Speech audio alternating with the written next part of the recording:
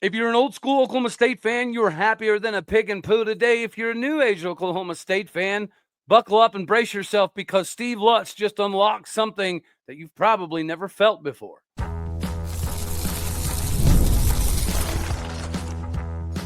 You are Locked On Oklahoma State, your daily podcast on the Oklahoma State Cowboys, part of the Locked On Podcast Network, your team every day.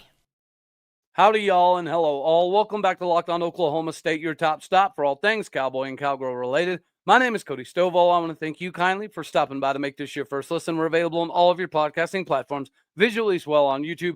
Find me personally on X at Alldeo State. Today, we're partially brought to you by FanDuel. Make every moment matter more, especially right now when new customers can bet $5. If it wins, you'll get $300 back in bonus bets to use all across the app.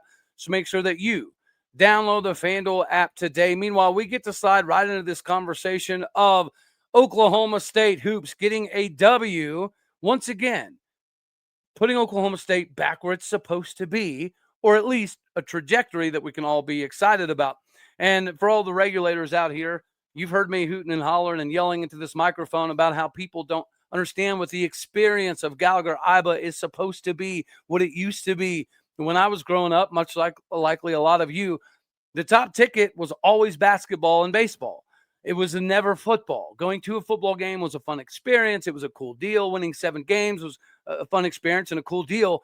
But Gallagher-Iba was a place that gave you a visceral, physical feeling that no matter what Boone Pickens tried to do, it just was never going to be quite the same. And yes, I've been to Boone Pickens when it was absolutely rocking. I mean, 2023 Bedlam was one of those moments where they were way over capacity, standing room only. You could feel the environment surrounding that game. You could feel at the end of the game the excitement in that stadium, but doesn't compare to Gallagher-Iba Arena. It's not even close.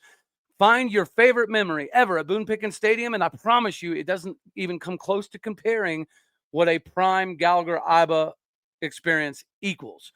Now that the Cowboys taken down Auburn 97-95 in this exhibition ball game, I know it's an exhibition game, but we scored 97 points. Not only that, we had multiple players hitting over 20 points, and we have multiple players that are projected to be starters or key contributors that didn't even get to suit up for this ball game. So you're largely doing this with a couple of starters and key contributors throughout the course of the season, but not all of them are going to be projected to be starters. Yet they go out there and they beat a top 20 team in preseason rankings with the 20th ranked Auburn Tigers, who just came off of a Final Four experience. Yes, I know that Bruce Pearl handed the keys over to his son. So it's kind of like a Eddie Sutton and Sean Sutton scenario that's currently going on in Auburn. But they have the NIL dollars. They have the cachet from going to the Final Four and having Bruce Pearl at the helm to where their recruiting is always going to be top notch. The players they have on that roster are going to be the upper echelon of the SEC. Of course, during the game, there was a lot of conversations from the announcers about how the SEC finally last year kicked open the door and took down the Big 12 as the supremacy conference of college basketball. And now Oklahoma State does this to a Final Four team. And again, I know it's a little bit of a different roster, and they've only got a couple guys returning from that Final Four squad, and it's all different. But Oklahoma State is largely different as well. We know we were able to uptick the NIL. Are we anywhere near Auburn? Probably not. But unlike football, clearly the NIL dollars that went to Anthony Roy and Isaiah Coleman were precisely the right money going to the right places. And we didn't even get to see Victorious Miller. Like that's another guy that can run the point. I think Daniel Guetta looked pretty good. But Anthony Roy dropping 28 points.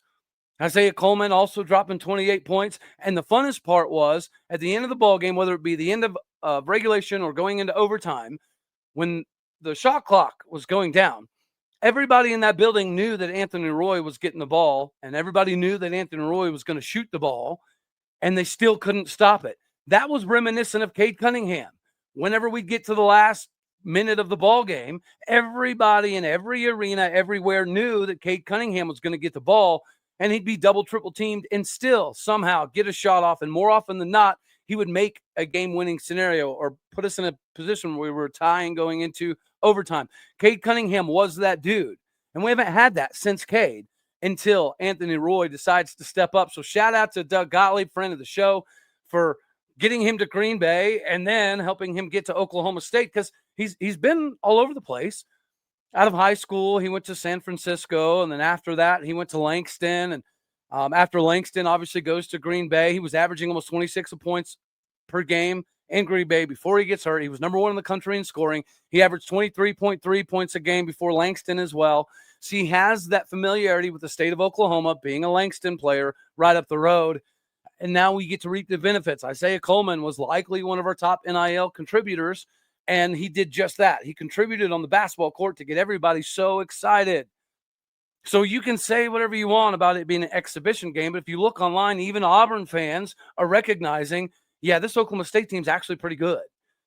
Like, we were not conducting the game like it was an exhibition. If you watched it, even the announcers mentioned it multiple times. One of the announcers said it's the best October basketball game he's ever seen in his life. That's probably pretty applicable.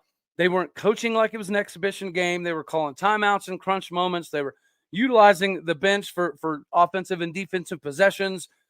They were doing everything you would do in a regular season basketball game.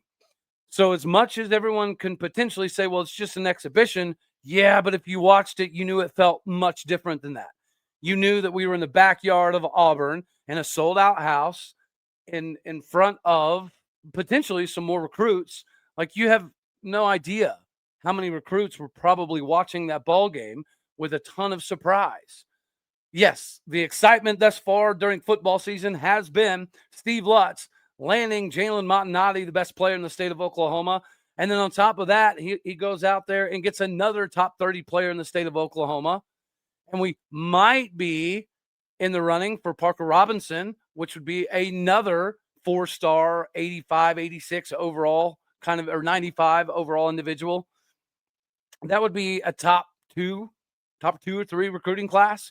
That has been the most amount of excitement out of Oklahoma State country this season. And we needed this, right? Because last year, even on this show, covering the sports, whenever you're bad at football and you're bad at basketball and you're not that great at softball and you're not having a very good baseball season and your women's basketball team is basically the only hope, that's difficult.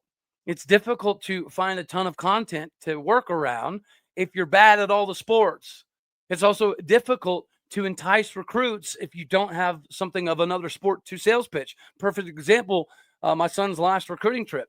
Being at the football game on the sidelines was very important, even though he's a baseball player.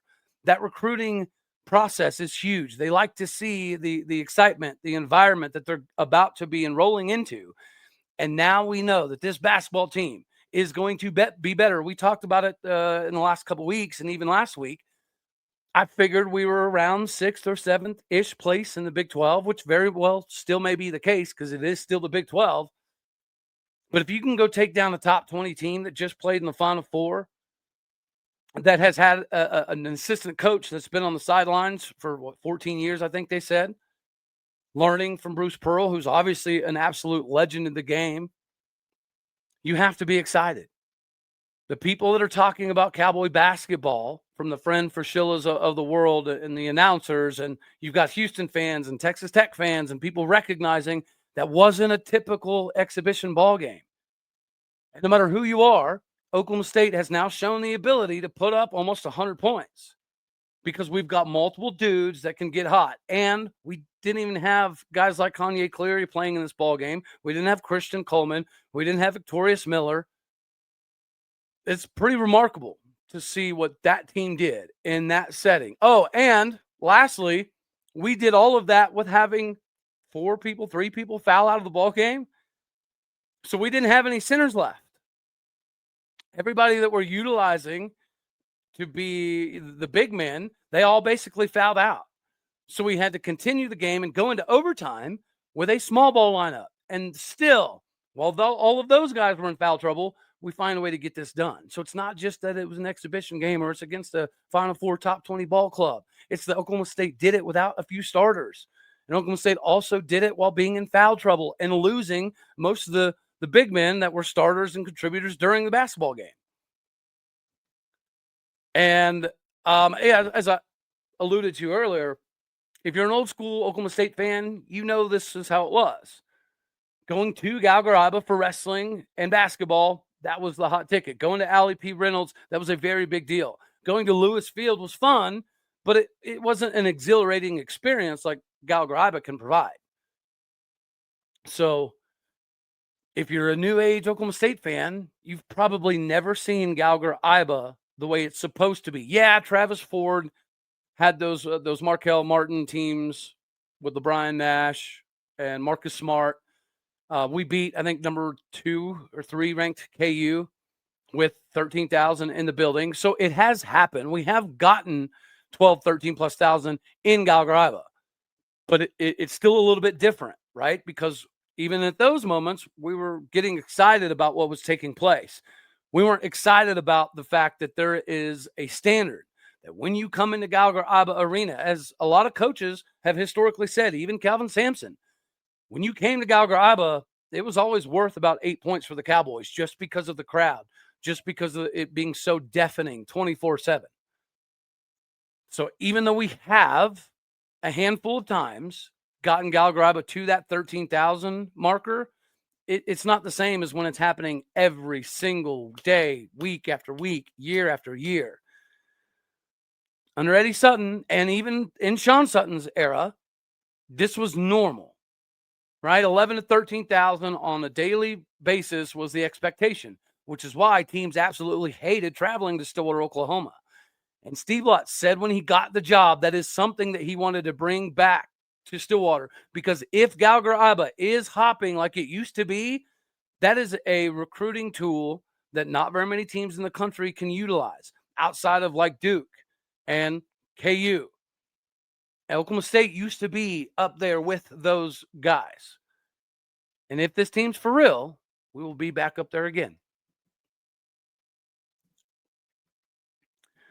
It's time to get your streak rocking and rolling this Saturday with DoorDash. We also need to look back and crown this previous week's MVP, who delivered, powered by DoorDash.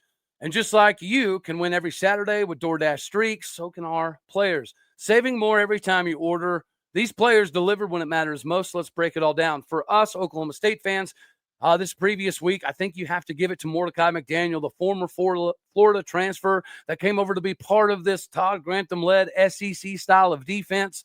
He is getting more opportunities now that Todd Grantham's gone, and he's doing an absolute masterful amount with them, leading Oklahoma State in tackles 2 weeks in a row now. What can Mordecai McDaniel bring to us this weekend? And just like Mordecai McDaniel delivering 2 weeks in a row for us, DoorDash delivers your Saturdays with DoorDash Streaks. So you can save every Saturday on your order. You can stack it all up throughout the course of the season and save up to $250, including $100 in DoorDash credits. Order this Saturday. Keep the streak alive. Fuel your game day only with DoorDash. Have it delivered this Saturday to keep your streak alive. Terms apply. Promo code ends November 18th. Get DoorDash this Saturday to your front porch. We also got to capitalize on the monetary value that NFL season can provide us, okay? FanDuel is giving you an opportunity that you're not going to want to pass up on. Right now, new customers can bet just $5, and you'll get $300 back in bonus bets if it's a winner. It's that simple. You pick a bet, put down $5. If it hits, you'll unlock $300 back in bonus bets to use all across the app. You're going to love that FanDuel gives you so many different ways to play. You can build parlays, same game player props, or even follow the live lines as they change during the ball game. It makes watching an event much more intense because you have an investment level. Because every time you have a player break into the opening, it gives you the possibility to capitalize on your monetary gains. You all know that FanDuel is the bee's knees for all of your betting needs. So make sure that you do not miss out on this opportunity. Again, all you do is bet $5. You can get $300 back in bonus bets if it's a winner. But you got to get squared away today with FanDuel. Because if you go to FanDuel and capitalize at FanDuel.com, you can download that FanDuel app and get started today. Go to FanDuel.com and capitalize on your monetary gain situation today. All right, now we get to jump into segment 2 here. We're staying in this basketball vein. Before this exhibition game against Auburn, there was exactly 0 complete sections sold out inside Gallagher-Iba Arena. as of just a couple hours ago, there is almost 22 complete sections sold out now. That's the difference that not even 24 hours can make. That's what this kind of win means. So obviously, by those statistics, that means that most in Cowboy country expected us to get beat pretty soundly by Auburn, even if it's an exhibition game. Even if we had our full complement of players available, there was not much in the way of Oklahoma State being able to compete with Auburn. Naturally, when you get a W like this and you have a 28-point production dude in Roy and another 28 from Coleman and another 23 points from number 0. How's his name escaping me? Anywho, Curry. Yeah.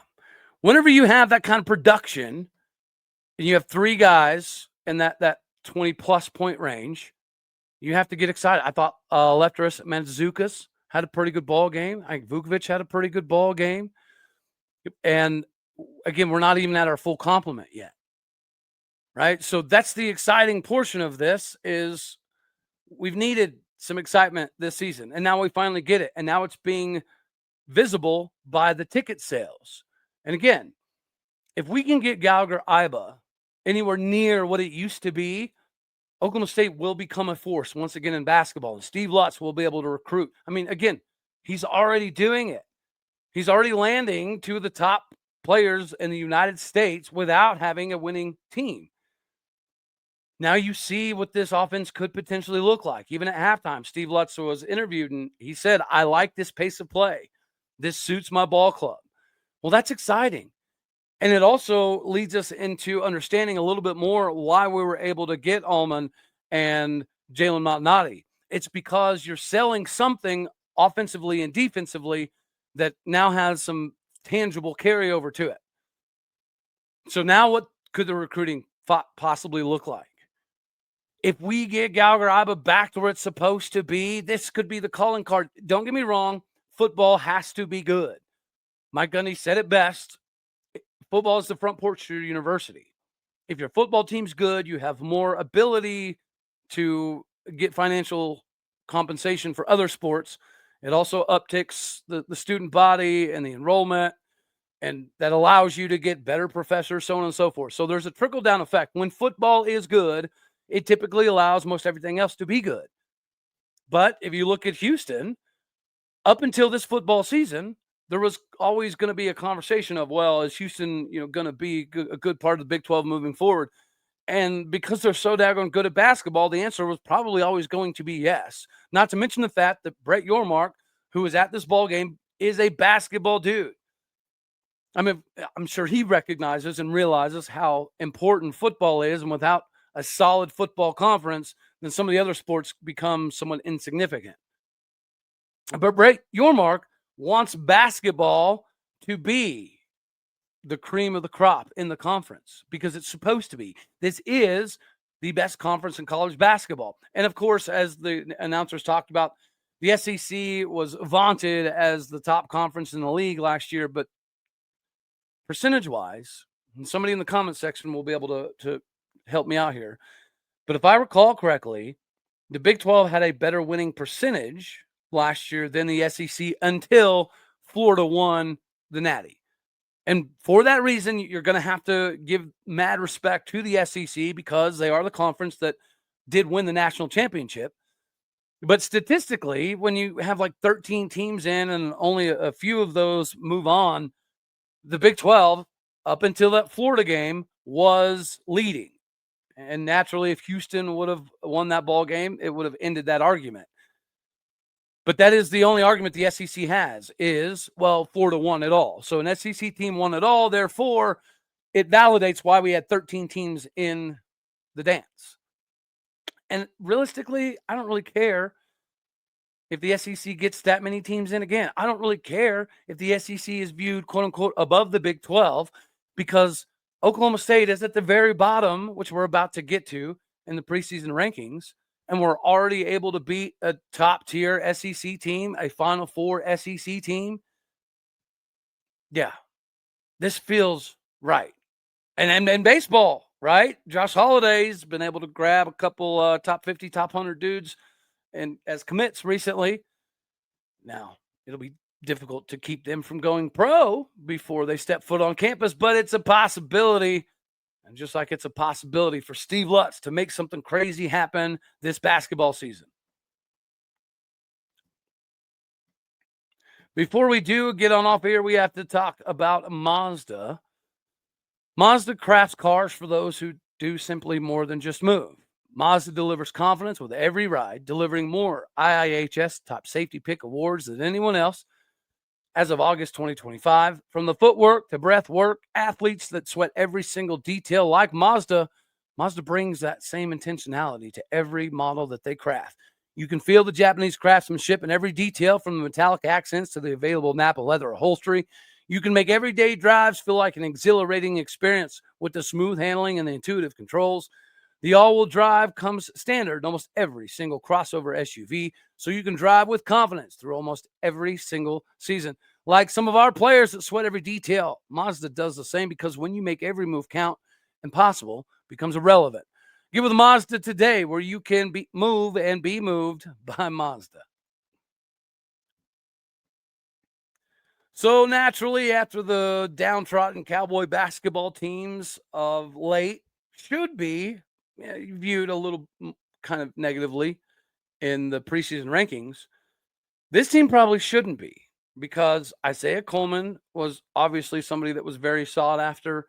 Anthony Roy was somebody that was very sought after. And Kanye Cleary was somebody that averaged 16.7 points a game very recently at Penn State before transferring to Mississippi State. And then only a few games into that, he has an injury. But Oklahoma State basketball being viewed this low, it's a little perplexing. Primarily because we got some guys in the transfer portal that were sought after by several SEC schools. So let's take a peek at the preseason rankings for the men's team. Oh, Malanta. Here it is. If it would cooperate. Here we go. All right, number 1, Houston. Number 2, BYU. Number 3, Texas Tech. Can't agree with any of that. BYU got the number 1 ranked player in America on their roster. Pretty important. Arizona, number 4, which they're a blue blood of college basketball. That makes sense. Iowa State is number 5, followed by number 6, KU. Kind of surprising to see Iowa State and KU both theoretically this low. But then you have Baylor at number 7, Cincinnati at number 8. Then you have K-State at 9, TCU at 10, West Virginia at 11, Oklahoma State at 12, Utah 13, UCF 14, 15 Colorado, 16th place Arizona State. Well, it's pretty clear now that Oklahoma State's probably not going to finish 12th in the conference. I mean, a lot of things can happen. It is just an exhibition game. So externally, that's what the conversation is going to be, which is fine. But again, there's fans at Houston and Texas Tech last night and today that are acknowledging the fact that if you watch that ball game, Oklahoma State's got something that is going to be a difficult out. Not saying we're going to win the conference, not even saying we're going to be top 3. But in the Big 12, if you finish top 7 or 8, you're in the dance. And that's precisely what we talked about even last week. Was I figured, just from some of the things we've heard about practice and the uptick in talent and depth, that Oklahoma State could be able to compete for like 5th, 6th, 7th-ish in the conference, which was definitely good enough to get you in the dance. And maybe this team wasn't good enough to win a game in the dance, but this team's definitely good enough to get to the dance. If you do what you just did against Auburn all season, there's not very many teams on this list that are going to be able to take us down. Houston, BYU, Tech, Arizona, Iowa State, KU, yeah, sure. Baylor, Cincinnati, Kansas State, TCU probably supposed to be. West Virginia, supposed to be. But I don't know that if you went up and down that list, how many of these teams could beat Auburn in an exhibition game while missing 2 to 3 starters, while having 3 of your primary contributors that played most of the game foul out before overtime and still get a victory. Again, it's not just that it's a dub. It's not that it's a top 20 dub against a Final Four team. It's the fact that we did it without some of our best players, and that we also finished the game with a bunch of dudes fouled out and a bunch of other dudes playing with 4 fouls. I mean, it was close to getting into another overtime. And I don't know about you, but when it went into overtime, I was like, well, we made this game a hell of a fight, right? We showed up and we proved that we're going to be a competent basketball team. But when you have Fela fouling out and Vukovic fouling out and Mandzukic fouling out, it just didn't seem like it was going to be a good recipe. Then Ryan Crotty fouls out. You know what I mean? It's pretty remarkable. And then you don't have Kanye Cleary or Christian Coleman, and you still get the W. Yeah, pretty wild to think about. And it's hopefully just a sign of things to come. Cowboy basketball is back. Give us something to be excited about. Good start, Steve Lutz. Appreciate you. And I appreciate all of you out here. We are going to do a football episode as well, so hold tight. We got that coming. Until that football episode, God bless. Go Pokes. Thank you for tuning in to make this your first listen here on Locked On Oklahoma State. You could be anywhere, so happy you choose to be here. Do me a favor, hit the like button if you liked it, dislike it if you didn't. That's okay too. More importantly, share, comment, and subscribe. My podcast and people out there, you're everything that makes this work. I appreciate what you do, so go do what you do. Hit the stars. Leave some reviews. All righty, y'all. Later, taters. Oh, yeah. See you Saturday, Coney Island, Kappa giveaway. Make sure that you go to @KappaOfficial or @Aldeo State or @OKSTProbs to see how you can get entered to win the giveaway for the tickets. All right. Later, taters.